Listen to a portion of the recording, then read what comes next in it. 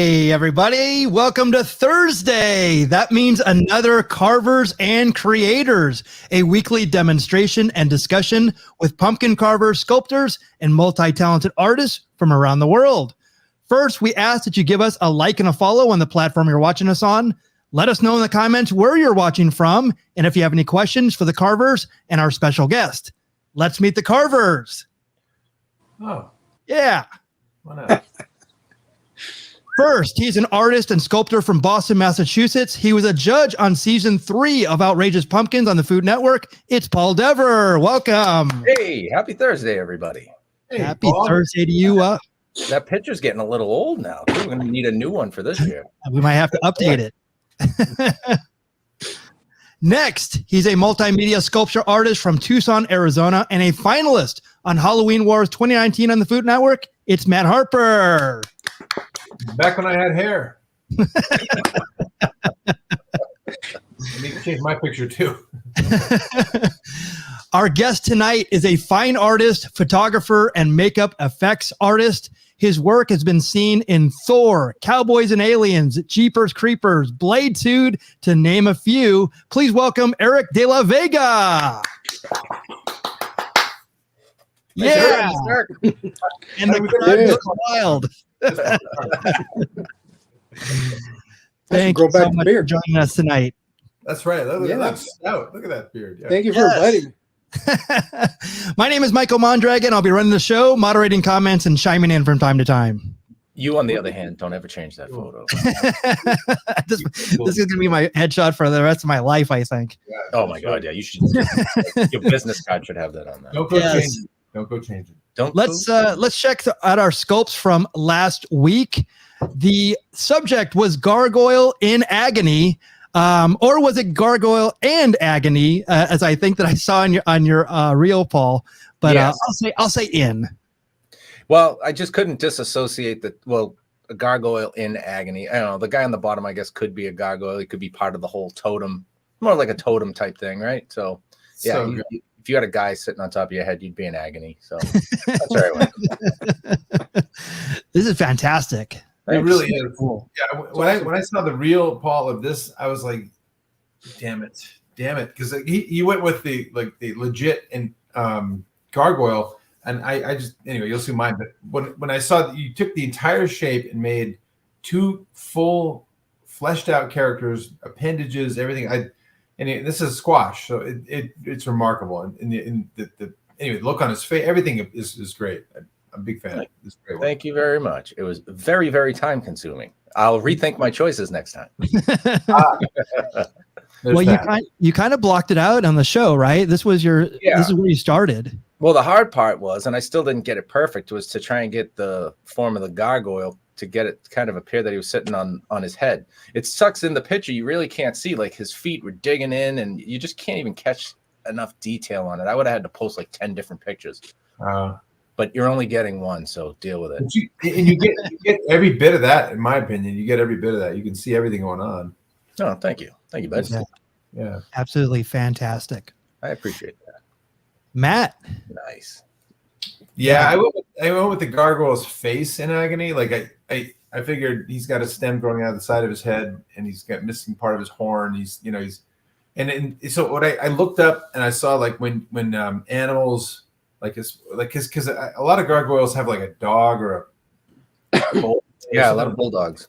Like bulldogs, like that face. But when they get like angry or sad, or whatever, they turn their ears down. So I took a butternut squash and just cut it in half down the middle and just shoved it on for ears. But yeah, it was a fun one. It was a full size like squatty looking pumpkin when I started. But the only thing I really like about it is that Paul, you know these, when you carve into these gray kind of pumpkins, they go from a gradient of green to as you go in.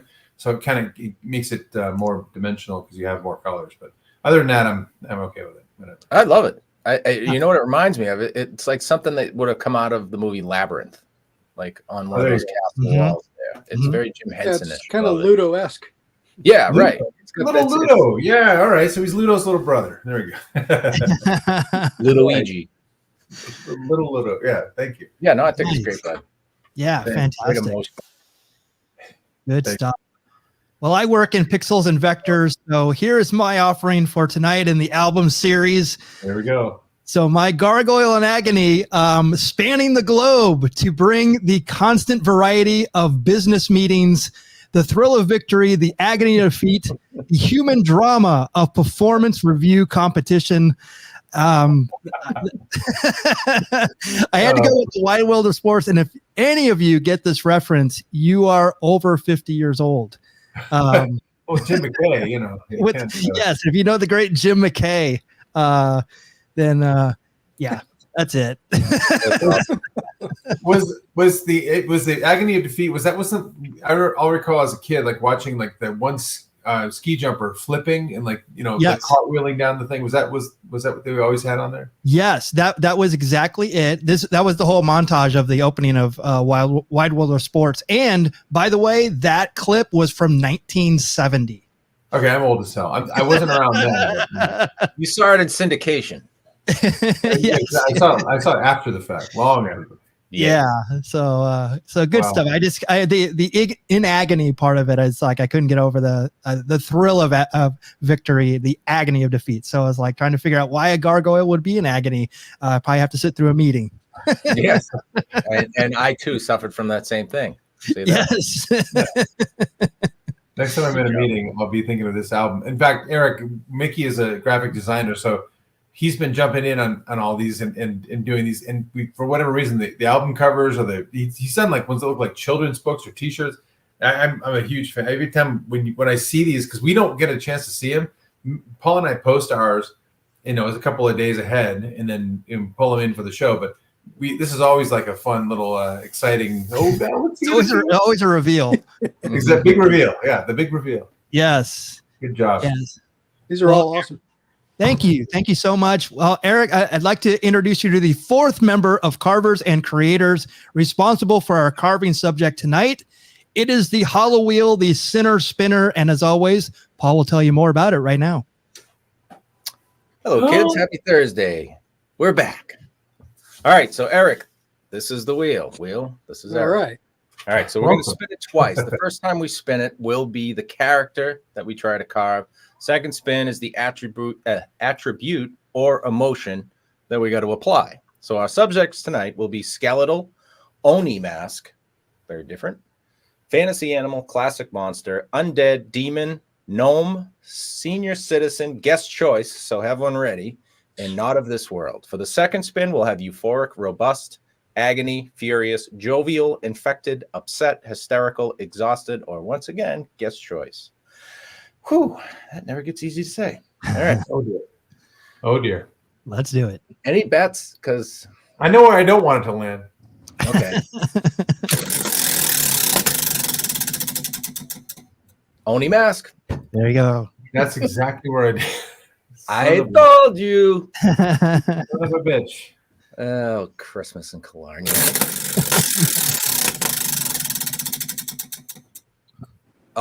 Furious though. Furious Oni mask is good. Are they all furious? I don't think I've seen a confused one if we got infected Oni mask, that kind of would have been a tough one. Oh, that'd be kind of fun too. Wow.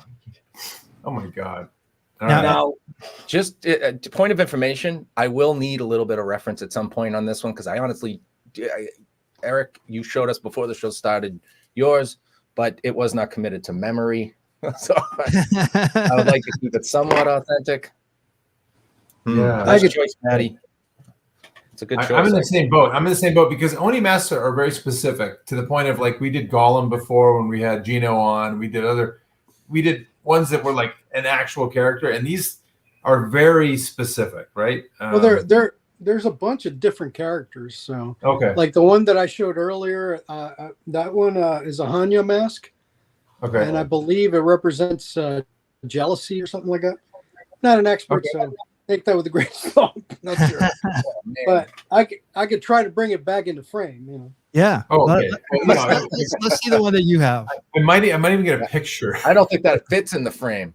That's wood, right? Kind of gigantic. That is amazing. Wow. I can't believe That's all one piece of wood, by the way. That's amazing. That's insane. There we go. Holy We're gonna give you a hernia lifting the thing. It's not light. Wow. That's Okay. incredible. Okay. And Paul, ours is what? Furious. Okay. Furious. Yes. So if you're carving or creating with us tonight, we're going to give you 5 minutes to get your tools together, get situated, get your carving oil in order. And we're going to go around the horn and see what everybody is having tonight for their carving oil. Eric, what are you drinking tonight? Just doing coffee. Coffee. And I'll probably be going back and forth from this to some iced tea that I have. Okay. Whoa, reel it in, man. You're We gonna don't be want to be super responsible that happens I on the know. show, yeah. He'll be caffeinated. He'll be the other direction. We're gonna be depressed. You know? Well, he's on a carnivore diet. That's what he told me before we started. So he's good. Full So carnivore. that's right. Full Wait, I carnivore. got a question real quick. On a carnivore diet, can you have like cream in your coffee, or is just Yes. like, liquid? Doesn't matter. Usually like heavy cream is fine.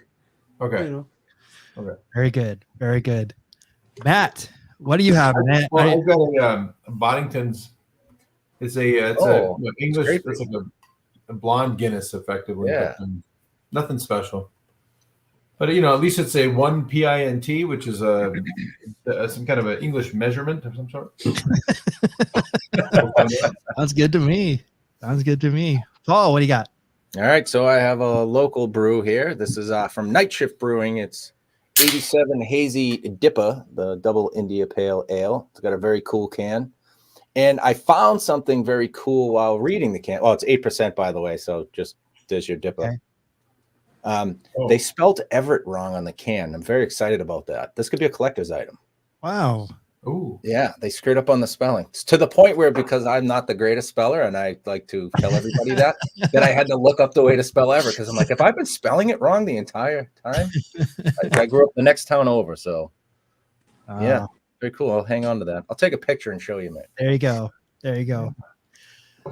So mine is actually one I've had before, but I found it. It was like one of my just hiding back there, but it's the pumpkin spice rhymes with nice. It's actually the winter ale. Oh, nice. So I that's remember that the pumpkin. bird. Yeah, had this one before, and so it's getting warmer here. Although it's been raining a lot, but it's getting warmer. So I want to get the winter ales out of the way. So cheers to all of our creations tonight. Thank you for joining us. We're very glad to have Cheers. Eric here. Cheers to you. Well, thank you for having me. Yes, it's a pleasure. And Eric, I wanted to start out and find out kind of where you started. Are you self-taught? Are you classically trained? Where did you start? I actually, my parents supported my artness, and they sent me to fine art school. So I went to one of those, like you remember that show Fame? Oh yeah, Yeah, I went to one of those, but it was in South Florida. Okay. It was New World School of the Arts. Wow. So on top of being a great artist, you're a great dancer as well. Pretty much, yeah. I'm very light on my feet. Matt's lighting his loafers too. Yeah. That picture is horrible. Trying. I just realized the white socks, which is pretty nice. I like the jorts as well. It's a nice combination to get 3 inches of skin in there. Yes. That was the look. But you can go back and post to make those black. That's fine. Just Yes, exactly. color them up at this point. Yeah, it's way too much effort. Right. It's a timestamp. It's like a tribal band tattoo. It's just a That's right. timestamp. It was a moment. Was it a sculpture? Was your effective major in sculpture? What was that? What was it called? No, and it was actually just fine art. So we got to do a little bit of everything. Everything. Oh, cool. Cool. Painting, sculpting, drawing. God, it's been so long I don't remember everything, but yeah, a lot. It's kind of painting, a well-rounded. obviously. Yeah, painting. Oh my God! Wait till we see. You guys got to see his. It's crazy. Such a cool experience, though. Yeah, we have a ton of reference here, but I wanted to make reference to one that we looked at, and actually Paul uses this as reference. It's one of my favorite sculpts ever, dude. It Really? Well, in fact, if you go through and look at my Instagram, 90% of the things I sculpt have this exact same frigging expression. So I apologize and thank you at the same time. Hey, I'm honored. very flattered. It's the best expression a human or monster face can make, in my opinion. The asymmetry, you know what I mean? Everything's got the right look. I actually was looking in the mirror every time I like to get the wrinkles on the forehead. So I would look like an idiot while I was sculpting. No way, man. Trying to get wrinkles and the right way. I used to make the mistake of calling my kids in and like sculpting some early in my little pumpkin career. I was like carving away. I'm trying to make a face where he looks surprised. So girls, come in here. I have 3 daughters, and they come in. I go like this. Hey, I do some random face, and then they would hold it for a while, and then of course cell phones came around, and they take a picture and send it to me. Like, all right. How long did it take you to tell them that cell phones came around before you just let them stand? Oh yeah, an hour each. An hour ago. Yeah, an hour. I believe me, I made him suffer. Attaboy. Yes. Thank you for joining, Joey. Hey, Joey. I agree. Frazzle Stash. Yes. Thank you for joining us. Yeah. I have so many of these and they're all great. And some you sculpted, some you painted, correct? Yeah. These are things that, the one with the lumberjack shirt, that was just for Greg Nicotero's collection. He's got a gigantic collection. And then the other one was a background mask for The Walking Dead. Oh wow! I see a lot of stuff with Greg Nicotero and The Walking Dead. Did you actually work on the set too? No. I worked for K&B, his company, for about 4 years. I recently left K&B, and now I'm just out in the world, do my own stuff. Beautiful. That's the dream, right? Yeah. We'll see. I figured you might have had a cool story about like being a background zombie or something. Where no, I wish I never dream. went on set for The Walking Dead. Like I heard it was hot. I heard it's hot as balls. Anyway, it's in Georgia. Yeah, right? it's it's Georgia. Yeah, it's pretty hot. I grew up in Florida, and that's even hotter. So yeah. Yeah. See, the difference is Matt lives on the surface of the sun, but in Florida, it's the surface of the sun if it was humid. Right. It's the surface of the sun on the beach. Yeah, right. Oh man.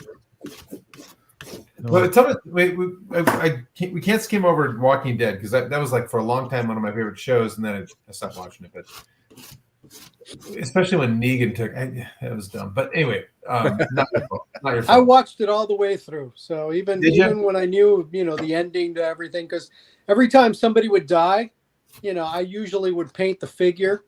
So, oh, cool. I knew ahead of time what was going to happen. So I watched it all the way through.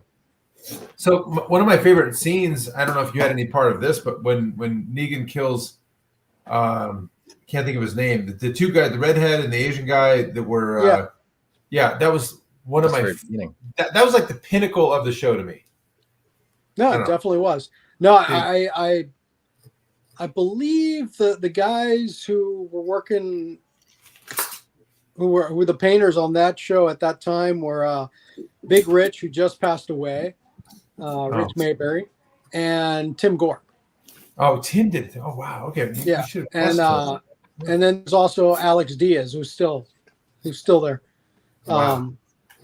But those are the guys who had a hand in the painting. I'm not sure about the sculptors because there's so many sculptors in that on The Walking Dead. Like right now, there's a handful, but back then there was a lot more. Oh, okay. Yeah, I know Mikey Rotell is still there. Yeah, Jeremy Aiello, but I'm not sure who else. So what does it take? What does it take to be a part of that? Is it just like word of mouth and just people that in the industry that just know you, or how would you how would someone else that does this work get in there? Well, I've been doing it for 30 years, and when I started, I just pretty much came out here from Florida to Los Angeles, and I just started. Like I went, I showed my work to people in different companies. Back then, there were so many different effects companies. Now there's only a handful. Okay. It's, it's kind of a dying thing. Like, like directors tend to go with a lot of CG now. It's just, it's progress. It's kind of a dying art right now. I'm sure it'll have a couple more years, but, I just came out and I offered to do whatever it takes, like, sweep floors or whatever. Luckily, I never had to do that. And I just, when I started in the mold shop, not making molds, because that's something that you actually have to, it takes quite a bit of skill. But they would let me mix polyfoam and pour it in the molds. So I did that for a while, and then eventually I learned how to become a mold maker. I did that for a little while, and I had a hand in a lot of different, like I got my hands in a lot of different departments, and then eventually I got more into the artwork, which was my goal from the beginning. I wasn't much of a tech guy. That's amazing, though, that you go to school for it and on the other side of the country, and then you just went for it, right? All your cards were in. You were gonna. Yeah, pretty much. I didn't have a plan B. It was just like, I kind of had that mentality. It was like, okay, if I have a plan B, I'm not going to do it, full force. I'll always have something to fall back on. And, my parents, of course, they're from a different era, and they were like, is that even a job? And I was like, yeah, I'm doing it. And, and now almost 30 years later, I'm still doing it. And, sometimes it's work, and, sometimes it's a lot of fun. Do you think you're just like everything? Yeah. Right. Go ahead. No. I was just going to mention, you mentioned earlier, your parents were a big influence, like relating to like letting you explore that kind of thing. Was that, do you think that was a big help? Because most kids that have like, again, I'll point the finger at me. I had like I was told I could only have a plan B. And you go do art, have your fun, but really you need to get a job. And you get, it's like that kind of thing. And so I always, I'm kind of the opposite, where I wish I had that kind of support. Again, I love my mom. If you're on, I love you, and of course, support throughout the whole thing. I just think that there was this kind of notion of always, you had to have a job, and even back then it was even more risk than it is now, where art is a little bit more accessible and open. And so anyway, back to the question: did you, in making that leap from Florida to LA and just kind of saying I'll sweep floors and stuff like that, did you also feel like you were also supported from the family too, and did that help you? Well, I mean, they kind of had no choice in the matter. I was of age and I was rebellious, but I think they at the time would prefer me to have gone into like advertisement or something like that, be like a commercial artist. Yeah. Sure. Something that they understood. And I think my dad was so supportive because he was a frustrated artist. He came to this country and he was a cab driver. It was just like, that stereotype of the foreigner, cab driver with the accent. That was my dad, and he, so he wanted something better, but he just didn't expect me to become a freelance. He didn't know what the hell I was in LA, some freelance guy that, for the longest time, they just thought I was out here fucking around. Right. Yeah, and I think we're all pretty much the same age. So, I mean, you came out here, in the early 90s? Yeah. Yeah. So I came out to LA in 97. So it was a similar thing. I came from Phoenix to LA. So it was more like a wing and a prayer. I said I was going to come out here rich. I was just going to figure it out. And I wanted to also level up because this is where everything was happening. I had to figure it out for myself. But one of the big things that I found, it was networking. Networking was the thing that got me. Oh, definitely. All my work. So yeah, it's all networking. Yes. Yeah. Who you know? Yeah. But now it's different in the sense that people see your work and contact you to get that work. So it's switched around quite a bit. Right.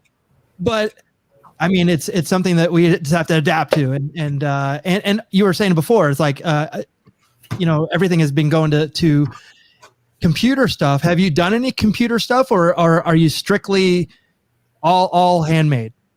I haven't. I've tried it, but my brain just doesn't work that way. Like I've tried the ZBrush and all that, but it's just I've been doing the physical stuff for so long that it's hard for me to wrap my brain around it. And I appreciate it because it's definitely not a skill that I have. I have friends in the CG world, and there's a lot of similarities, except they work out of an office and I'll work in a dirty shop. Yeah. Yeah. Something to be said about a dirty shop. And there's I'm sure a lot of those guys probably all started too with traditional, and then they had to morph into it. But there's something to be said about walking into it. Again, I have a dirty little work area where pumpkin guts drying on the floor as we speak. But yeah, there's something to be said for the physical part of it. Yeah. As opposed to the, there's definitely something great about the little bit of grime, in a workshop. Yeah. It kind of reminds me of my dad, because my dad also, he was a mechanic. He made his money with driving a cab, but he was also a mechanic. He was one of those guys who could take apart a car, put it back together, and somehow or another there'd be like a handful of nuts and bolts left over, but everything would work.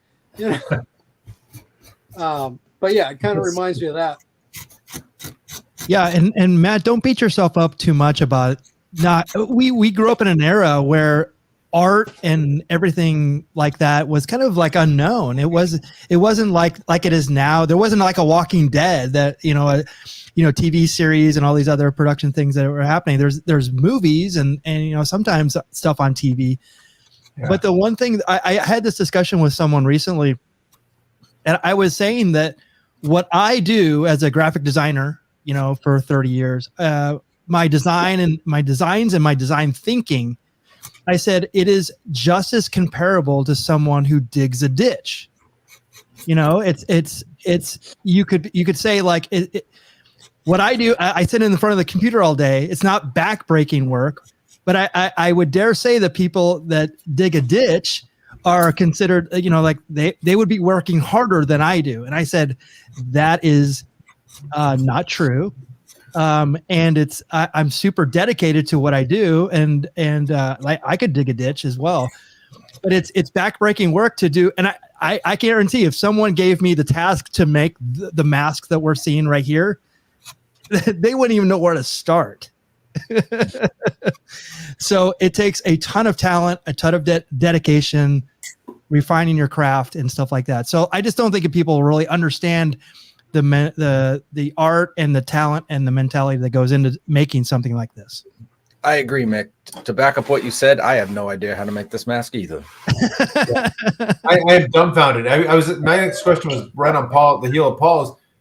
Eric, I'm going to need you to hold that mask up for the next 45, 55 minutes. Yeah, please.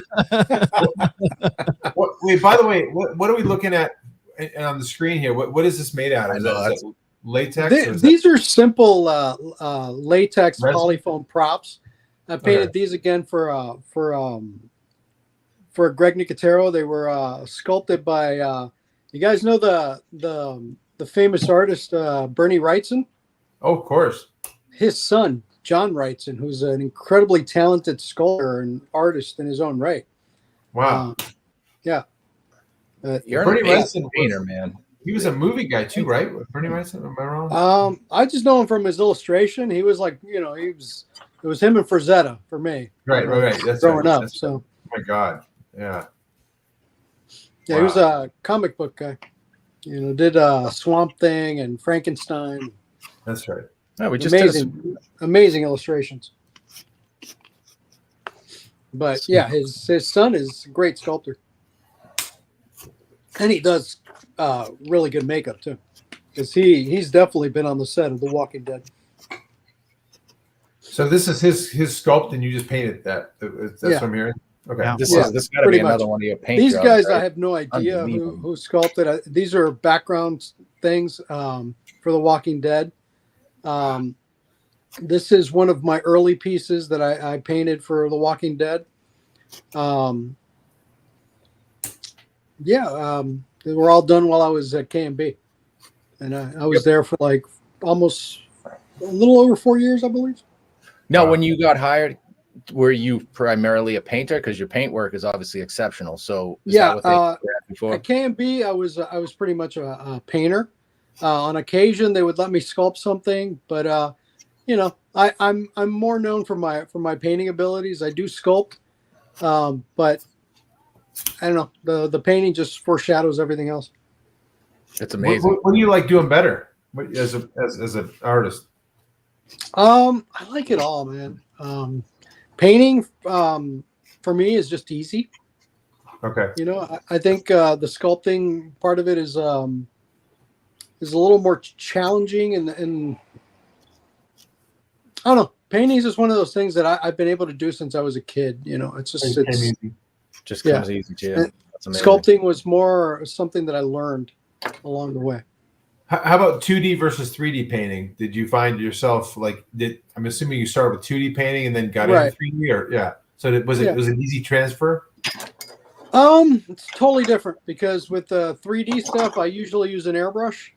Okay. And with the 2D stuff, it was more like I do airbrush paintings, but I started out with oil painting.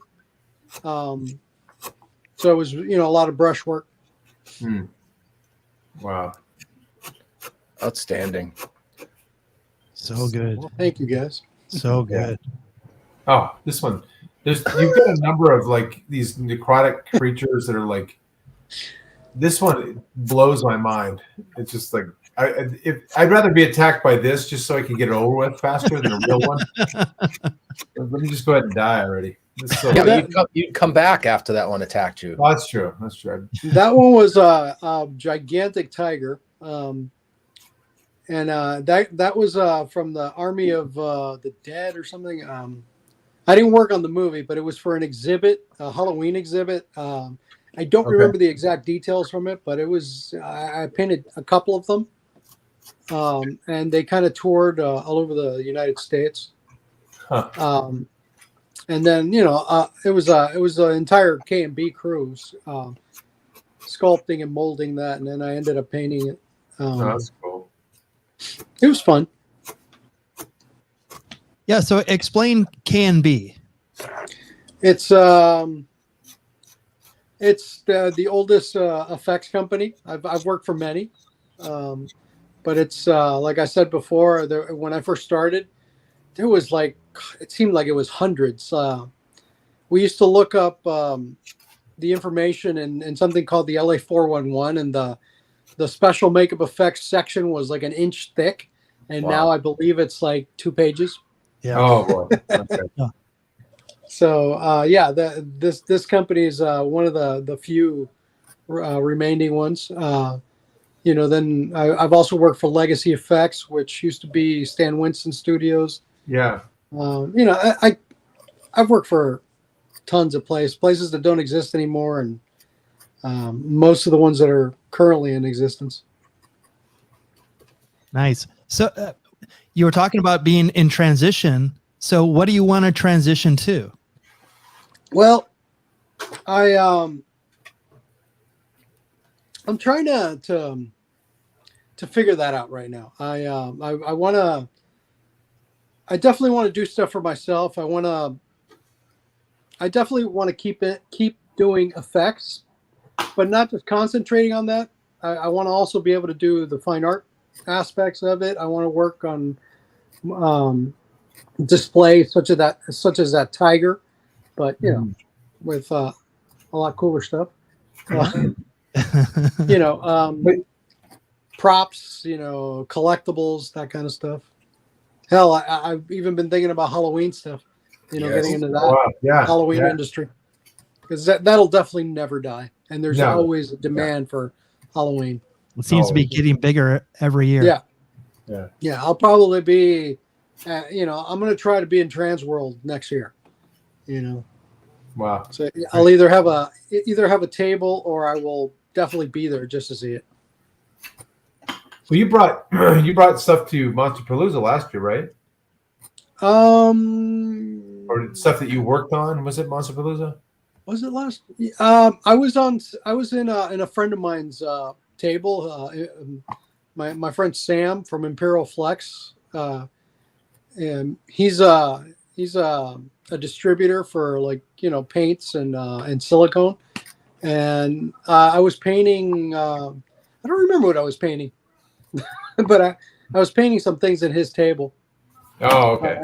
And I've done that a couple times in the past. I've brought a mixture of my fine art, like painting and sculptures that I've had. And I've done fairly well there when I've sold stuff. I don't necessarily enjoy sitting there on the table. Just it's kind of boring. That's why we sculpt squash when we. Maybe I should do that next time. Like sculpt something or come out with us. We'll be there doing exactly that soon in here. Yeah. Cool. John Fuller says it can be done. So there you go. It says he's in. He does phenomenal work. Unbelievable. Agreed. This one is I thought this is like a real person. Incredible. That's just I just painted this guy. There's an entire crew of people working on this. The hair work. Wow. This was all done at K&B. Lynn did the hair. Forgive me, Lynn, I forgot your last name. And then it's just a whole crew making the molds, running the silicone, and then I got on my desk and I painted it. And and for those people out there that don't understand what that means, because a lot of people will ask me, what do you mean paint it? This comes out this comes out of the mold looking like a really pale peachy color. Yeah. And it has to have skin tone, the little freckles, the coloring, the cheeks, the lips. It's all like one monotone peachy color usually. Yeah. Yep. Yeah, because it would just look like a mannequin if exactly. You need some definitely like some variations in the skin for sure. But I mean, we always talk about the eyes, and I have another one that's coming up pretty soon in this deck about the eyes. But so other people do the eyes. I don't remember who did the eyes. Sometimes I do eyes, but usually I'll get people who do better eyes. Lately I've been doing I've been getting stuff from Force Seal.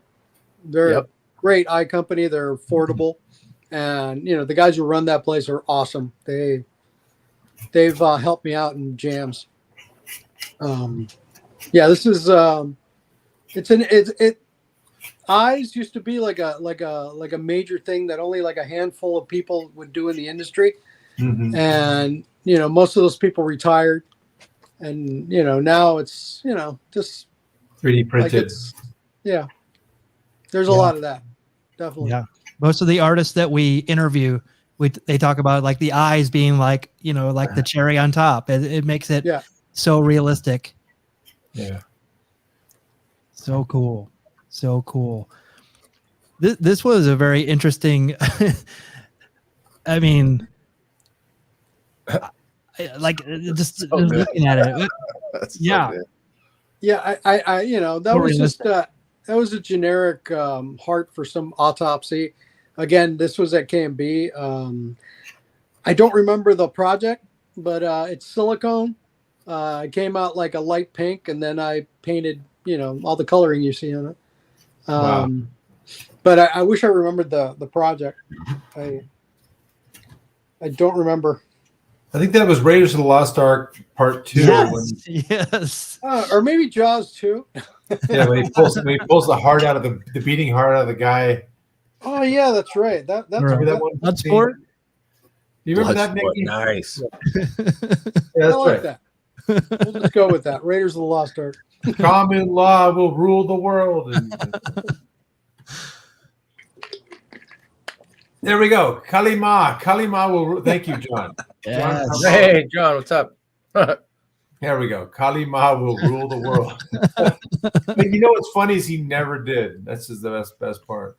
Hey, little trivia here. If you're a video game person and you like Red Dead Redemption, Mr. John Carbone there is a graphic artist for it. A computer way. artist. I love that I don't even know how to game. say it correctly. It's amazing. If you've ever played that friggin' game, it looks real. It's I play it so I'm like can escape back to the old west. Thanks, John. Yeah, he's amazing. He's responsible for a lot of that shit. He's responsible for you sitting on the couch for 8.5 hours staring at a screen. Oh, well, then no, thank you. Yeah. Put the controller down. Wow. Look at that. Oh my Jeez, God, look at those the things. symmetry alone is impressive. I don't know how you guys do it. Matching the paint in general. When you get these patterns, do you use like I'm gonna say, do you use stencils? And then you're gonna give me that answer of no, because I don't need it. No, I never use stencils. There we go. There we go, This Paul. was all freehand. I did do the eyes on these, even though they're not that impressive. What do you mean? But yeah, there were just like these vacuform eyes, so the actors could see through them, so they're see-through. Oh, cool. Oh, And then I painted over them. So they couldn't see through. Yeah, well, they could see shapes at least. I know. But I don't even remember what this project was. My buddy Charlie Hernandez did the sculpture on this, and they're silicone. I don't know if you guys ever worn a silicone mask. It's hot as hell. Oh yeah. I got one. Matt and I both got one from Immortal as sort of a farewell to our first Monsterpalooza. And yes, I agree. I wore that sucker in August for about a half hour, and my head was half the size. I looked like the guy in the waiting room at Beetlejuice.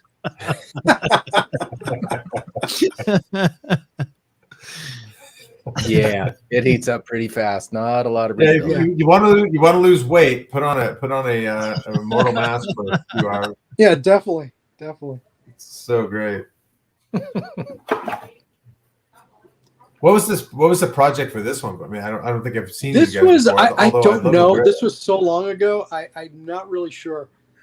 A lot of times I paint. Okay. You know, I'll paint or I'll sculpt some of this stuff, and I don't even ask what the project's. Oh yeah. It name, might not and show up, right? Yeah, and it's just like, yeah, it's kind of people are always kind of dumbfounded about that. I was like, how could you not know? I'm like, yeah, it's just, man. After a while, you just become like an effects factory. It's just like project after project, and sometimes like I'll be working in one of these shops, and I'll take night work, and I'll be working at 2 places at once, and it's like, it's just like the last. Did you guys see the last Hellraiser, the new one? Yes, I did some conceptual designs for that, and I was working at night while I was working on at KMB on The Walking Dead. I would go to this place called Russell Effects and work on Pinhead and all that. So Nice. Wow. like after a while they kind of start blending in. Like imagine 30 years of that. You're like, whoa, like Yeah, like you remember some of the iconic stuff, but like just some of the, what was this head for? Or what was this arm for? I'm like, oh, Yeah, no idea. yeah, Yeah, Well, but at that point you can just make shit up. true. True. They use that Kali Ma from Exactly. That heart definitely was. yes. Even though it was, way before my time. You're like, what's your favorite movie? Oh, Aliens. It was for that. Exactly. Was an alien, Right. I remember that. Yep. Ripley and that thing were fighting for a while. I remember. Yeah. I worked right alongside H.R. Giger. Design concept. I was only like 5 years old, but it was, Still, I was ahead of my time. Yeah. So Eric, when it comes to like things that you create that you never know are going to make screen or become a hit, or I mean, like you worked on Cowboys and Aliens, which is actually a really underrated movie. I happen to really like that movie, and I there's a lot of really cool things in it.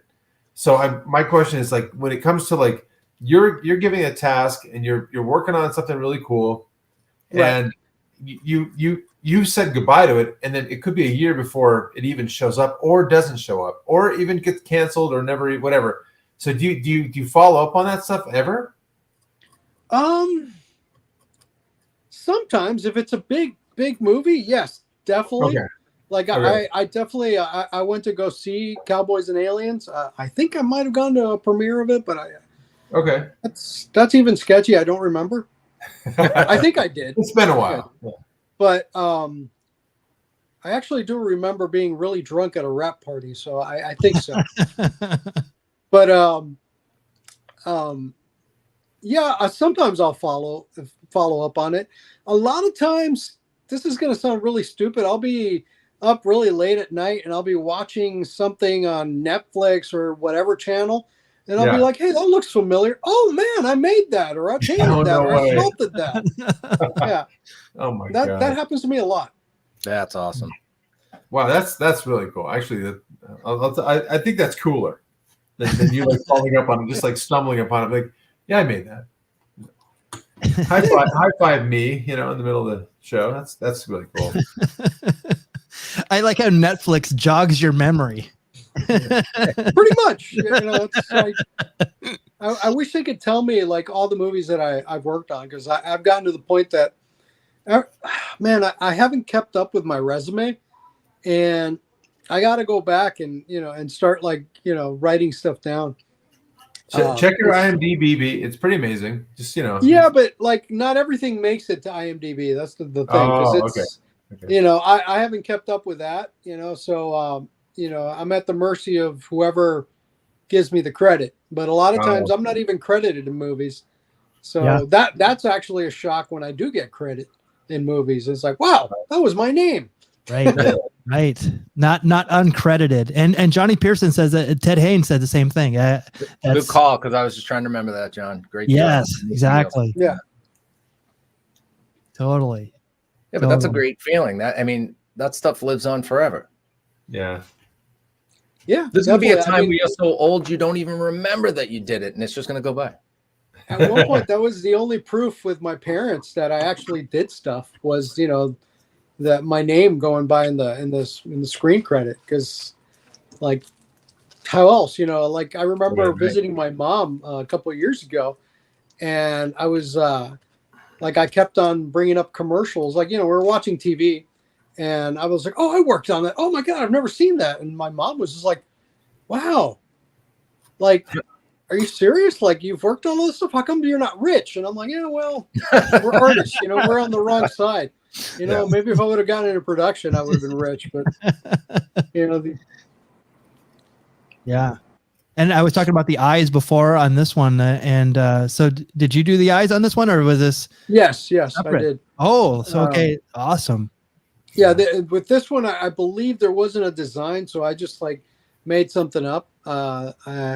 This one, I do remember what it was for. It was one of the trophy heads in a movie that I haven't seen yet. Werewolf by Night. Yeah, it's a great movie. Yeah, you and Mikey worked on it, right? Yeah, we both worked on it. It's a good one. There's supposed to be a scene where there's like a bunch of trophy heads on a wall with like a bunch of like different creatures, and I love that. I want that for my office. I seriously just want to put awesome. Trophy heads everywhere. Yeah. Your office does look like the trophy head room in that movie, Matt. It does. I really want it. I literally, that's my like, when I'm dead, that'll be what I give my kids. I got Balrog over here. I got like, Mike effects. What if you die before me? Can I have it? Let's see. Come on, man. That's the plan. You're younger than me, so probably. Nobody's dying. Nobody's dying on the show. No one's dying. We're all dying. What are you talking about? No, Yeah. no. We have so many more shows to do. No one Yeah, can. there's no way we can die till like a week or two from now. Easy. Well, it's good that there's 3 of you, so Yeah, you show know, must it'll go on. last for a The while. show must go on. Exactly. Yes, we'll carry on the legacy. Don't ever fly together or be on a boat together. Eric, Always we all have travel kids. separately. Yeah, we all have kids, so they just instantly take over. Exactly. No, my son is definitely have to take over my realm here. Okay, this is like top 3 of your work that I've ever seen. This paint is insane to me. Like it's Thanks. it's just beautiful. Like every part of it, there's like not a thing that even like the gloss of it looks just like even more frightening. It's amazing. Well, thank you. Actually, the people I did it for fought me a little bit because they were like, "Well, that's not in the original design or the original idea," and I'm like, "Yeah, I took a chance."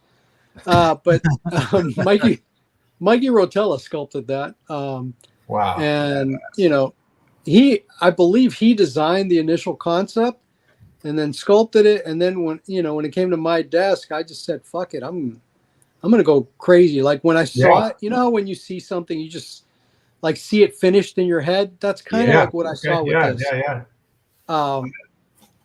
And I don't even think I took pictures of the entire finished product because it also has hair on the top of, like, it's got a mane. Okay. I don't think I ever took pictures of the finish, but you take whatever pictures you can. Yeah, well, So good. some It's pictures so good. definitely have to be taken of everything. Yes, Matt and Paul live by that motto. Oh my You'd God. be surprised Sometimes I with the forget to stuff take I haven't taken pictures of. Oh yeah. Like there was 8 years of my career, or more like 15, that I didn't take any pictures. Wow. Oh, wow. Do you regret that? Yes, definitely. Okay. And but at the time, when you were not taking pictures at the time, what was your thought? I mean, like, I'll make more. I mean, I don't care. Like, Well, what was your a thought? lot of times when you work for these places, you have to sign non-disclosures, All right. and some places don't like you to take pictures at all. Yeah. And some of these projects were way before we had phones in our pockets that took pictures. Oh, So I yeah. would have to bring in like a giant Nikon and Oh, you're right. You're right. so it wasn't like you could just be slick and take a little snap. So it was really hard. And there's projects that I don't have any pictures. Like here, I'll date myself. I don't have pictures of Bicentennial Man, and I worked on that. And No kidding. yeah, I never got pictures of like, And that was right before cell phones, so like 2005, Yeah. 6. Yeah, it was a while ago. I mean, Yeah, wow. but a lot of these places they watch that. You're not allowed to take pictures, and most of the stuff that I post on social media, I've had permission to take pictures. Okay. And most of the stuff, a lot of it you have to ask for permission, or it's like way after the stuff has been released. But you can understand why some of the it's a touchy subject, because there's some people who get really excited and they'll post pictures way before something's revealed, and they'll it's a You can see the spoiler. reason. Yeah, you can see the logic behind it, but I guess for the sake, as the artist, you'd think they'd let you take it just for prosperity, or if you needed it for reference later, or there's certain things that should be allowed. That was a nice comment, but Yeah, John had a very nice comment about it's exactly what you get when you let the artist do what they do best. You get badass work like that. Absolutely true. Yeah. Well, thank you, John.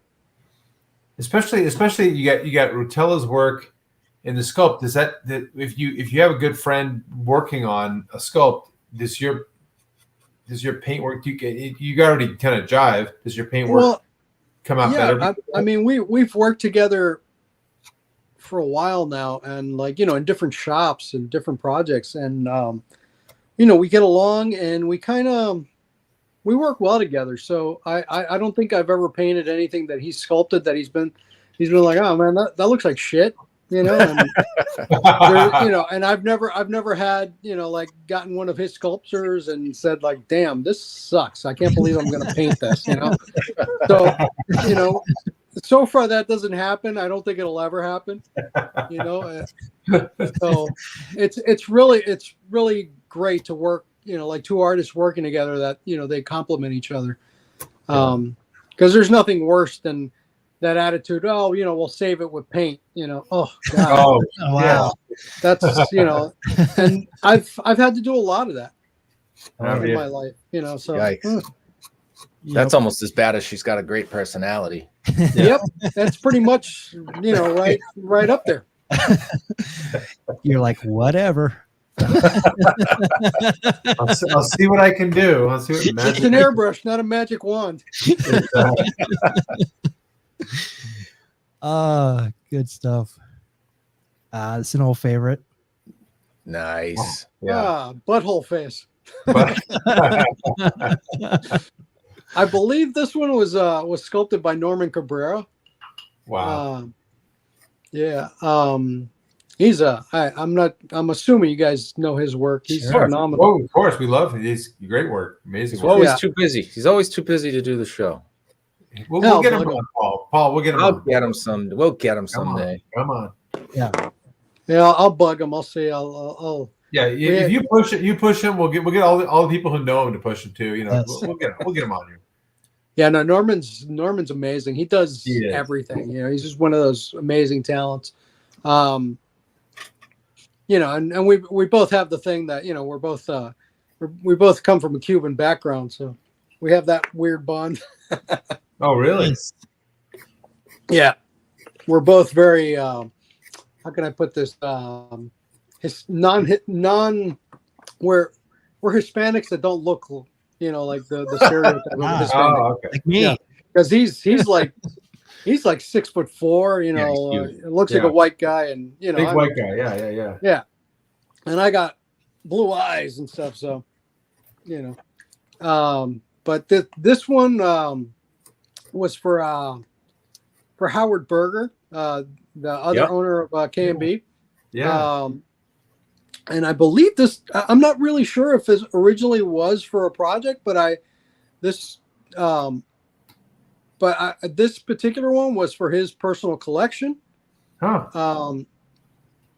And he just made me, he let me go buck wild on it, you know, and I did it a little more dynamic than the original, like, you know, Yeah. bumped up It- the it's reds definitely- and gave it's it a more modern freckles take. and stuff. It's a modern take on it. Yeah. You know, it certainly has that look to it.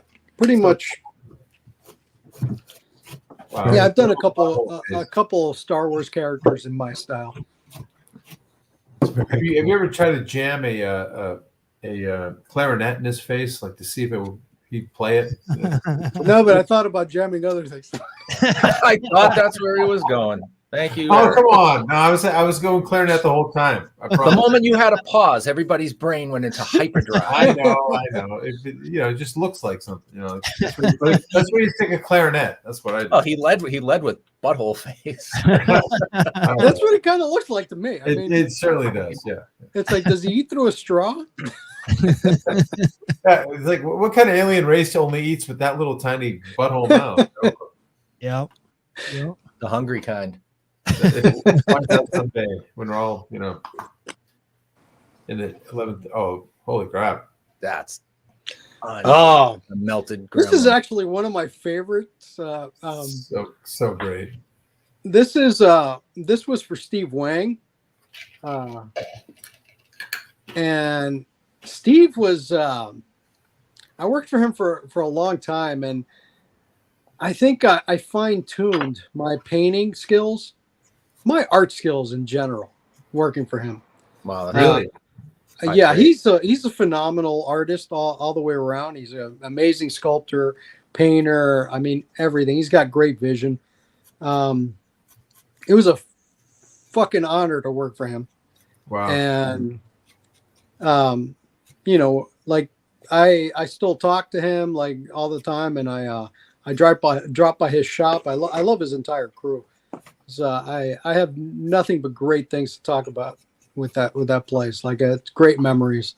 And this was for he's got a company besides his effects company. I believe it's called Elite Creature Collectibles, ECC, and you can actually buy these.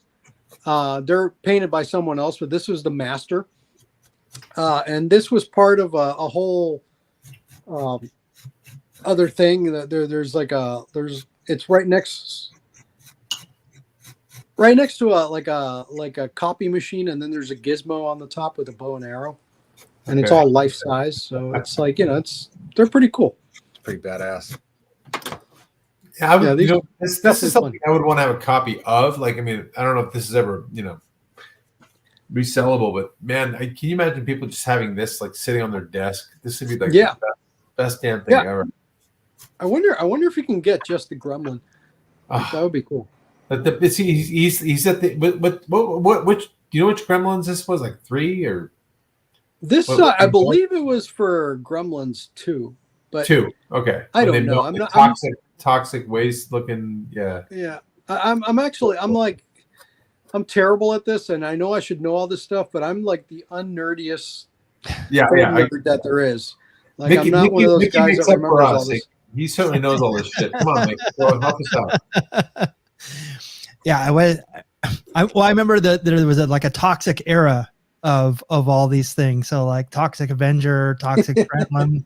Everyone's toxic. Everybody went toxic for a while. So yeah, so probably Toxic 2 for sure.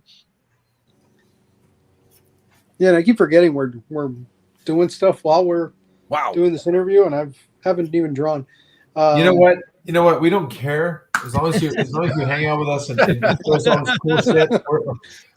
And the best part too is Paul and I we'll post something a week later. If you want to sit there and finish something, you're welcome to. There's nothing you have to finish tonight, but we're just glad you're hanging with us. Yes, that's it, man. Yes, the RoboCop, that was another toxic face melt. Even Raiders of the Lost Ark, it was kind of a fiery one. But it was, the Raiders of the Lost Ark, I think, is the most iconic one when the Nazis melt. The best. That was I think that was definitely one of the movies that put the seed of special effects in my head as a kid. Absolutely. Yeah. And you were good at as long as you just didn't look at it. Remember, they had just look away. Yeah. So that saved you. I forgot what this creature is named. It's some alien from one of the Star Trek series. It's gorgeous. I don't remember. It's the one with the really bulky Klingons. They got like big brows. I forgot the name of it. But it's one of the more recent ones. It's definitely like 5 or 6 years back. Okay.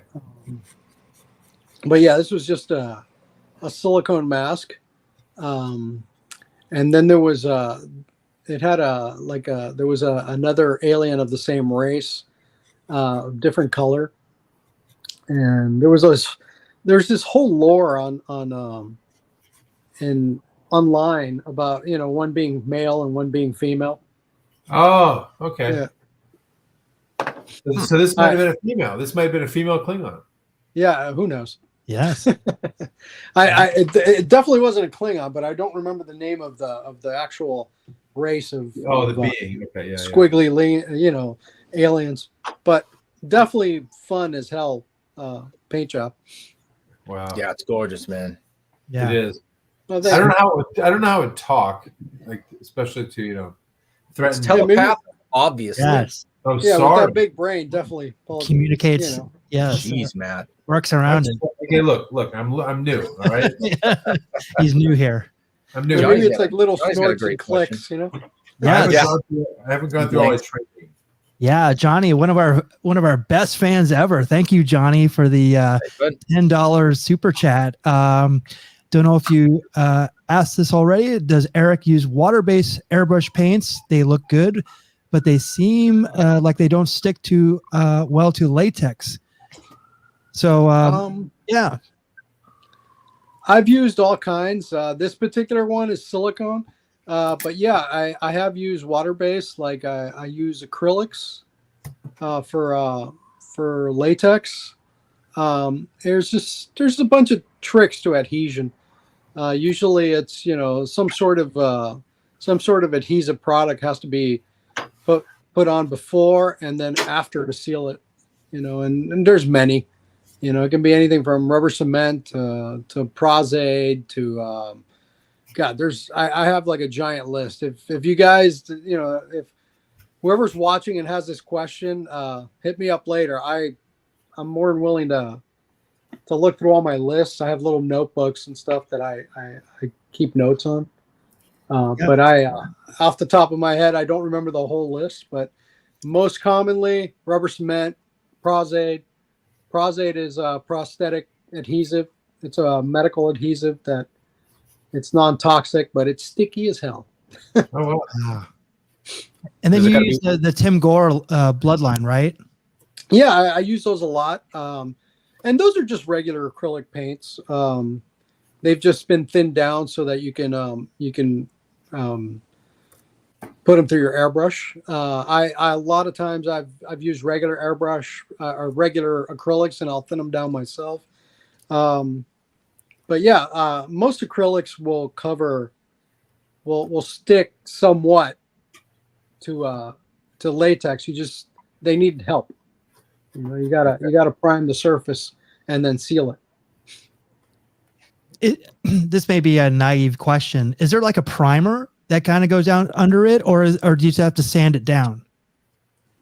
With latex, usually like the primer is usually something chemical, like rubber cement, like literally like that, like the rubber cement that you use to glue stuff. You'll thin it down with a little naphtha, that disgusting chemical. But the naphtha, what it does, it usually will make latex swell up a little bit, so the cell structure will open itself up more, and it'll bite onto the rubber cement, and then the acrylics will stick to that, and then you can layer in acrylics and rubber cement, and then there's a bunch of other things. Like recently, I was painting with something with an N. It's like Novaplex or something like that, which is an acrylic-based substance that sticks right to acrylic, and it's pretty cool because it's non-toxic. So at least not as toxic as rubber cement. Because rubber cement is pretty foul smelling. Yes, it is. Before we jump to this, which is amazing by itself, from a toxicity standpoint, I know you being around at the amount of time you have. I know we've talked to folks who have like years of like coating their entire nose and breathing cavity with all kinds of toxins. Do you wear a respirator and stuff when you work on all this stuff, or are you pretty? I do now. Okay. When I was younger, I didn't because I was an idiot. But I've even done, like painted with automotive paint, pushing it through an air gun, just like you're painting a car without protection. Oh. Because, Why moronic. not? Yeah. And, being young, trying to be tough. I don't recommend that to any of the kids out there. Wear a respirator. I wear a full face respirator, which covers my eyes, all the way down to my neck. Okay. And because a lot of these chemicals will seep in through your eyes and through your skin. Oh, wow. So as much protection as possible. I'll even pull out, one of those Tyvek painting suits and rubber gloves. And just like, I'm all about safety now because the older we get, the more fragile we become. And I've had some health issues because of it. So wow. Okay. Protect yourself. Good to know. Good to know. Yeah, this is something we actually saw this before. With Mikey. Yes, when he was on, and you worked on this as well. Yeah, I painted the thing, and the picture has a lot of people that worked on it. There's a handful of people that aren't in the picture, I believe, but yeah. So you can see that for something like this, it's a pretty decent sized crew. that makes it move, that makes the molds, that fabricates the whole thing, the seams, runs the foam. You know, every little thing has its own crew, and you know, there's in that picture there's tons of specialty people. In this one I just did the painting. So is that all? Just the painting? Yeah. That's it. Just the painting. They all had the hard part. The easiest all part. have the hard part is, you know, putting this thing together. So I just slapped some paint on it and walked away. Yeah. It's like, here, got one of those giant, like, you know, like buckets from Home Depot, and I just threw the green on there and I walked away. Yeah. You just dipped it in the paint. And, I shouldn't say that because there's a kid out there who will try that.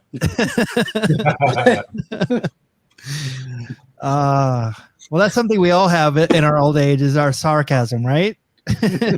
I'm the king of sarcasm, man. Welcome. You know, Snarky's my middle name. So I don't call it sarcasm. I call it my abrasive wit. Yeah, right. Or some people call me an asshole. Yeah, that's more accurate. Badge of honor. Badge of honor. It's right. 100%. Badge of courage. 100%. Oh wow, this is great. This is the some of the concepts that I did for Hellraiser. That's the female pinhead. Or actually, she's not male or female. She's you know, she's very androgynous, and I did that for Russell Effects. And yeah, I did a couple different paint jobs on that. It was definitely a fun project. I didn't expect the movie to turn out as well as it did. It looked really good.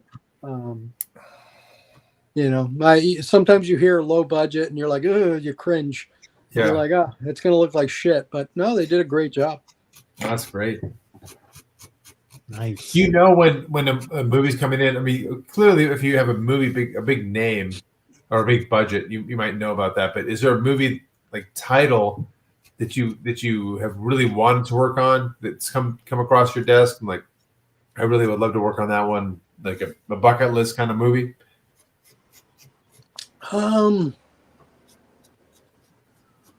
Recently or just my entire I guess the whole career, because I mean, you worked on some great movies. I'm wondering if there's something that you just like wish you had always worked on, like whatever it is. Well, like a whole movie I wish I could go back in time and work on some of the classics like American Werewolf in London, but that would be you know, I was a little kid when that, you know, was being made. Like right.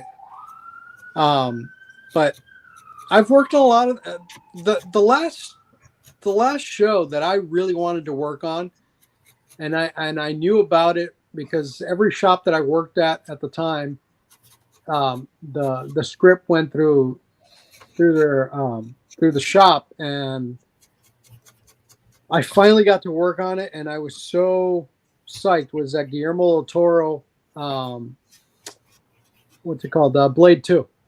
Oh wow! The Reapers, right? And yeah, that was to me. That was a dream, man. Because that was like one of my earlier painting gigs, and I got to paint. Oh, man, I think I painted for 6, maybe 8 months, just painting squiggly, you know, vampire-looking makeups and bodies and stuff like that. And it was right. It you know, it was monotonous at the time, but I remember like the movie is a little dated now, but when I first saw it, I was like, my God, I'm so proud of that. And, you know, I still am. I have great memories from it. Yeah. Those are great vampires. The Reapers are some of the best vampires I've ever seen on film. Yeah, absolutely.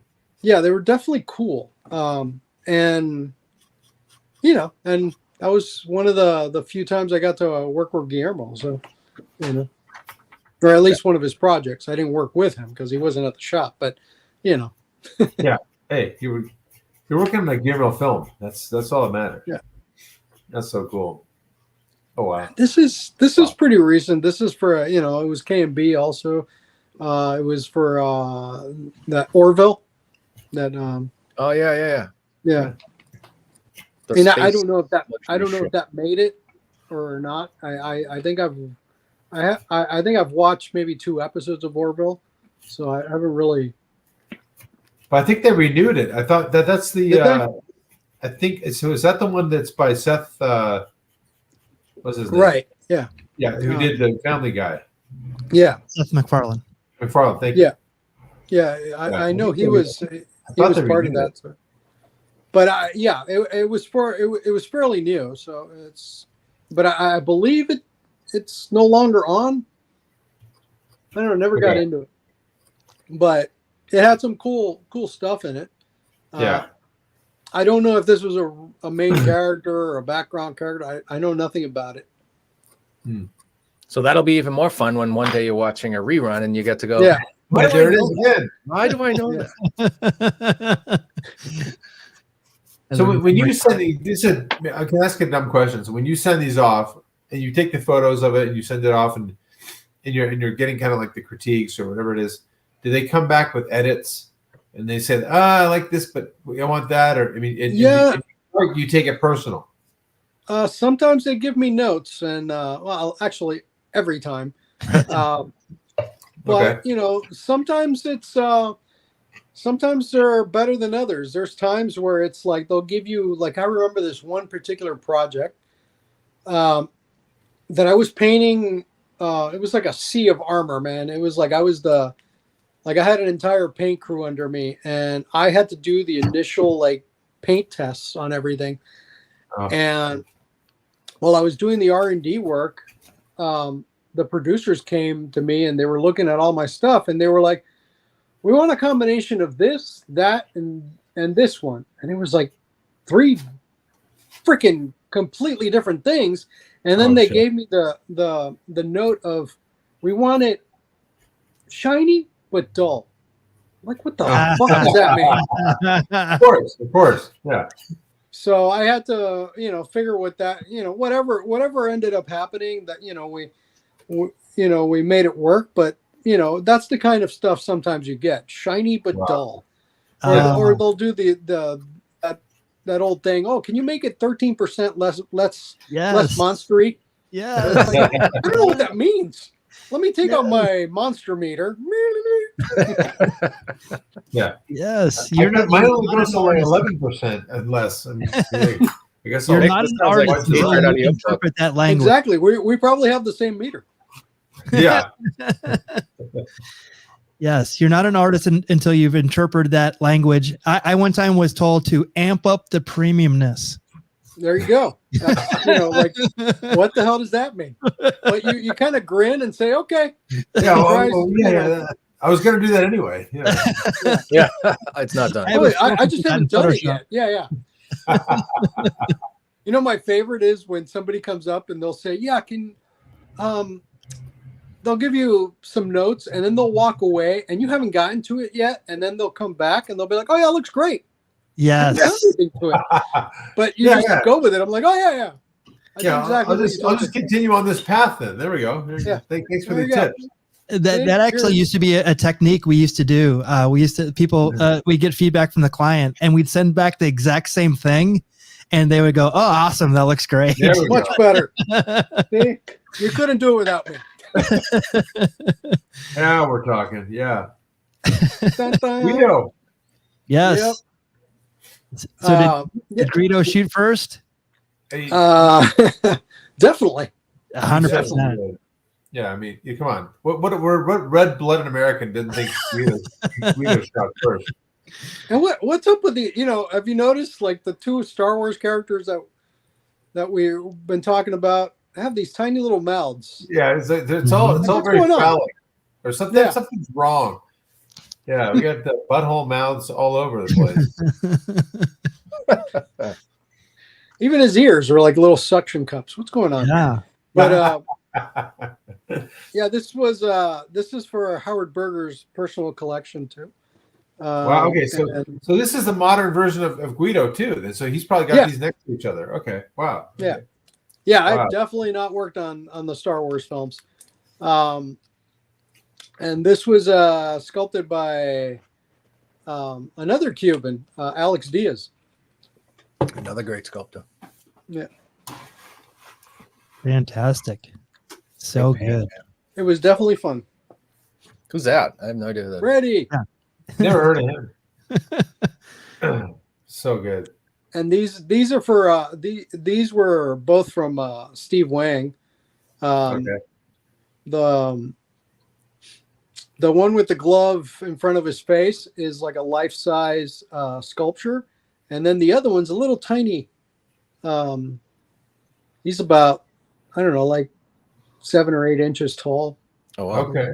Wow. So they're completely different sizes, and they're both you can buy them from Elite Creature Collectibles, I believe the name of it. But they're from Steve Wang's company. Very cool. Was that fun? Because I know it's kind of iconic. So you have to make the burn look real, but it also has to look like Freddy. Was that kind of daunting or fun to make that? That. Well, Steve gave me the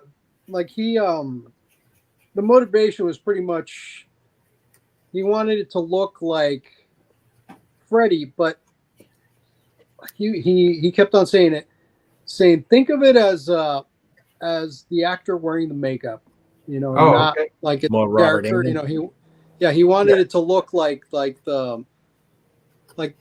just classic Hollywood, and but he wanted it very translucent looking. So that's what we got, cool. and it was it was definitely fun. This thing is for this is where we go back to these great collectors. This was from Greg Nicotero's collection. Oh wow! Wow. And this is somewhere in his house. This is I believe a cast that he bought from a Jurassic Park pull. So Wow. it was sitting around for years. So when he asked me to paint it, he had to get some people to fix holes in it, and I believe I worked on that too. Like we repaired some of the latex because it's so old that it was starting to rot. Oh, and then wow. and then I had to seal it and then just paint it. And I painted the eyes too, even though I don't have really good pictures of the eyes, but There's some close-ups on your Instagram of the eyes. Are there? Yeah. yeah, I'm the worst person. Like I need an agent because I am definitely not good advertisement for myself. Yeah, it's crazy. If you go, I'll implore everyone who's watching to go to his Instagram and just kind of have fun and just like kind of scroll. But there's like some great videos actually on there of this guy. So I got a question. So when it comes to like you making like this giant creature or painting something really big, do you have a preference for big, small? Do you like doing big scale stuff, or do you have a preference on that? I love making life size stuff. So the bigger the better. Okay. The stuff that I'm not a fan of is little tiny model stuff. But Okay. if Like people 80s come up to style me things? and if people come up to me and they want life size stuff, that's me. I'd rather sculpt stuff that's life size, paint stuff that's life size. I can't explain why, but it's just it's your preference. Yeah, absolutely. yeah. I just love the size. Even my like 2D work, like my paintings, are freaking gigantic. Like Yeah. There's something to it. I mean, if you could do something really big and substantial, and you be in a room with that thing. Now again, Paul and I probably will agree to this. We would love to have Greg Nicotero's or any of these guys' quote unquote collections. I want to have Erick De La Vega come and do a piece for my collection someday. Right. I won't have that kind of money ever, but just a quote unquote collection is amazing. But like to have something in your house that is just like, I think I'd like to have a full size stormtrooper zombie with covered in hair. Yeah. no, I totally get that. I don't collect stuff because I can't even afford any of this shit. So like me. But it's great when I do it for other people. It's like Oh, yeah. I also don't have the space for it. Right. Oh yeah. Right. That's They the other have a thing. wing. They have a wing for your Yeah, your like creations. most of these collectors, like look at Guillermo del Toro. Doesn't he have like Oh. 2 houses that he doesn't even live in? Yeah. That it's just for his toys. I mean, Oh that's my God. amazing. I would love that. Like that would be fantastic. Like, Yeah. I Well- missed that traveling show because I was out of the country at the time. But man, I wish I could see that stuff. So Guillermo, if you're out there, please invite me to your home. Oh, exactly. You already worked with him, for Regular God's sake. watcher. You've already worked Speak it with him. into existence. Speak it into existence. Yes. Yeah, Yes. When we have Guillermo on, we'll definitely mention that to him. Definitely. Maybe he'll I'm remember outside me. here. Like I met him at Monster Palooza once, and I remember like the entire time, like he was talking to me in English, and I would just answer him in Spanish, and eventually the whole conversation was, went to Spanish. Oh wow, okay. That's great. How do you say invite me over for Thanksgiving in Spanish? Exactly. I want to come to your mausoleum. Instead. I don't know if there's a word for Thanksgiving, but I would just probably imitate my parents' accent and really invítame a Thanksgiving. Yes, exactly. Exactly. Well, guys, I hate to break it to you. We have gone 90 minutes. Wow. Wow, that was fast. That was Okay. super fast. I'm mad at you, Mickey. Yes, I always have to break this bad news, but I wanted to go around and see what the guys are carving. Matt, do you want to show us what you're blocking in? I'm super early, and in fact, I don't know if I have very good lighting on this bastard, but it's a butternut squash oni mask.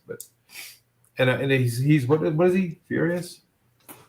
Furious. Okay, Furious Oni.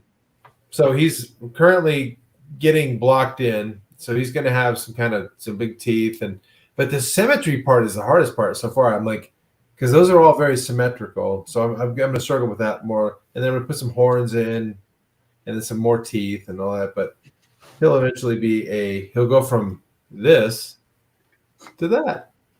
Nice. That's pretty cool, man. You definitely like. I barely have anything on paper. Like I'm not even sure if I show you this, you could even see it. It's this little tiny light. Well, we got plenty of time. Believe me, I'm gonna take my time with this thing. I gotta get it right. Definitely. I got a question for you guys. Like when you sculpt these, how long do you have? Because they start rotting pretty quick, don't they? Butternuts last a lot longer than pumpkins. Pumpkins, yeah, you get maybe 2 workable days if you got a big enough fridge that you can store a pumpkin in and kick all your family's food out of the fridge. Butternuts, I can, like Matt, what do you think? A week? Yeah, you got a Put this solid in the week. fridge. Yeah, As long as you keep it, with a little water, yeah, they'll stay a while. keep it sealed like you would like leftover vegetables. You know what I mean? Like That's pretty keep cool. it covered, make sure it's hydrated. But yeah, you don't have much. If they start to get soft, once the skin changes and becomes like neoprene, it just tears the I'm gonna have cells. to try this one time, like the butternut. You got it. squash. You got to come. You got to come back on with Come us. back and try it with us. We'll have you on Yeah. around Halloween, right, Paul? I mean, I would Yeah. love that. This has been we'll do been it all great live. fun. Oh, geez, we're focused on me. Look, there's Paul. Oh, Holy shit, there's Paul. Wow, that was really fast, man. Yeah, you made some great speed. You got the teeth going in. Good lord. well, it's still still blocking. It's gonna look completely different when it's done. Yeah, I just wanted to wow. try and because a lot of them have like these designs on them. I'm seeing. I know. I saw that. Yeah. So There's- I'll work in the designs, Matt. Like you were saying, they got to have some horns. I'll probably have to glue on these teeth because I feel like their bottom teeth are awesomely. They're so exaggerated in the strangest proportions sticking out. So I want to kind of do that. I'll dig everything in and screw it up at some point and the usual. Pretty cool. Thanks. I'm impressed, man. That was fast. Thank you. yeah. Nice. Paul's got Paul. You, I swear, in the last I don't know, we've done 3 years. We've been doing this. Okay, I'm struggling with words because we've been doing this for 3 years. So in the last, I don't know, half a year, you've been like crushing it, like getting so much work done. Where before I was like, digging really good and like getting a lot done before the end of the show. Now you and I are swapping. I'll take the I'll take the high road. You take the low road, whatever that is.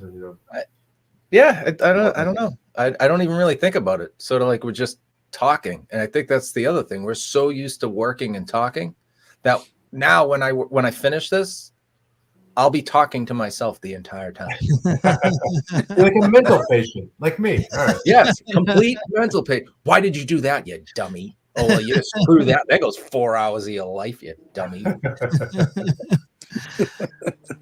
I wanted to talk about one more of Erick's pieces. Beautiful. This is a super cool one. I wanted to hear the story about this one. This was one of my first art pieces. Wow. Like airbrush pieces that I ever painted. And it was, it was a while ago. It was over a decade ago. It was like 15 years ago or so. And I was hanging out in galleries in LA. We used to have like a thing we used to call the dark art scene. It's not as big anymore, but we used to be a very tight knit community, and this was just, I believe it was the first like major piece that I entered in a gallery show. Cool. And it was I don't even remember the gallery. But Dark Art You gotta Emporium? work on your memory. I think that's what no, it wasn't Dark Art Emporium. Yeah, my memory's terrible. Too much alcohol and other stuff. And fumes. Yeah, Yes. pretty much. Like, I blame DuPont for this. yeah. Even though people say marijuana is very safe for you, you can tell. I recently quit, and man, there's chunks of my memory that have kind of disappeared from smoking weed. So it's good, but not that good sometimes. We're more of an educational show, kids. So Yes. please Right. listen closely. Don't do as smoke we say. marijuana or drink, even though we're all drinking. This is casual drinking. Casual, Yeah. yes. This is Sculpting carving oil. and drinking doesn't count. Sculpting and drinking. It's carving oil. Helps with the carpal tunnel. Exactly. Right. Exactly. No, actually, back when I was painting this, this was in my big drinking days. So I would drink a lot. Of course, later on in years, it catches up with you and you start getting health problems. So that's why I don't drink, or do anything. I'm pretty much straight edge nowadays. Yeah. Just simply for health, not because I was a drug addict or anything. Age catches up with you, and I have a bunch of health problems. So I gotta, stuff like high blood pressure and crap. So. Right. You have so many reasons to just keep going. I mean, this is beautiful stuff. And I look at this and I think of like India somehow. I don't know. It's like very, very like one of those beautiful. Like, I'm sure I'm not going to get the word right, but like shrine. I'm glad you said that, because I'm very inspired by those Indian paintings, or those religious paintings. Oh yeah. This is my Catholic upbringing, or I should say my Catholic trauma. Yeah. Mixed with some beautiful Indian art. I mean, like the orchid looking thing over his head, and it's just everything about it is just centered perfectly. And even the gradient behind his head is beautiful. Anyway, I'm a big fan. Thank you. Fantastic. And if you want to see more of Erick's work, go to his Instagram. Anywhere else we can see your work, or is this the place to go? I recently joined TikTok. Oh, I fought it for a long time, but all the young people said, you got to be on TikTok, man, if you're an artist. So I like about a week ago, I joined. So you can go to TikTok. Let me look it up. I believe it's, God, I'm such a mess when it comes to that. I believe it's E. De La Vega. Okay. Right there. Underscores. E. De La Vega. There we go. Oh, you followed me. Hey, thanks, pal. Look at that. Nice. Look at that. Look at that. Look at that. We're TikTokers. Yes. Now, You better get on there quick, because I heard they're going to ban it. Yeah. Well, Any moment now. Any second. Chinese government's, spying on us. yeah, exactly. Chinese. It'll happen the same day they cancel student debt. It's all just going to magically happen. But yeah, and I do have a YouTube page that I really like. I pretty much post stuff from Instagram and TikTok on there. It's nothing, like eventually I plan to do something with it, and it's just my name, Erick De La Vega. Perfect. Well, this is where we're at. We're on Twitter, Facebook, Instagram, YouTube, Twitch, and TikTok as well. Just like you. Guys, any last words before we sign off for this week? Thank you, Erick. Follow that guy. He's gonna have him back, and he's gonna carve a pumpkin. Well, thank you guys. It's been fun. It's been an honor. I'll do it again whenever you guys want. Thank you so much. You guys, Our and pleasure. maybe we'll meet at one of these Monster Palooza thingies. Well, make your way out. Make your way out this June. We'll be there. I mean, even if you just come for a day. But I'll tell you though, Mickey, we've got. I'm sure Mick has probably. I mean, I know from perusing your stuff, we've got 50 more things to look at. 100%. You have a 30-year history. You've done crap that we've never even we didn't even touch on. So we'll certainly have you back and hit you up for more. Well, try to jog your memory. How's that? Yeah, jog your memory. Terrible memory. I'll pull out my resume next time. Perfect. There you go. Perfect. We'll do it line item by line item. Perfect. Well, thank you It's been a guys. pleasure, Erick. Thank you so much. From Paul Dever, Matt Harper, I'm Michael Mondragon. We'll see you next Thursday with other carvers and creators. Goodbye, everyone. Have a great weekend. Take care.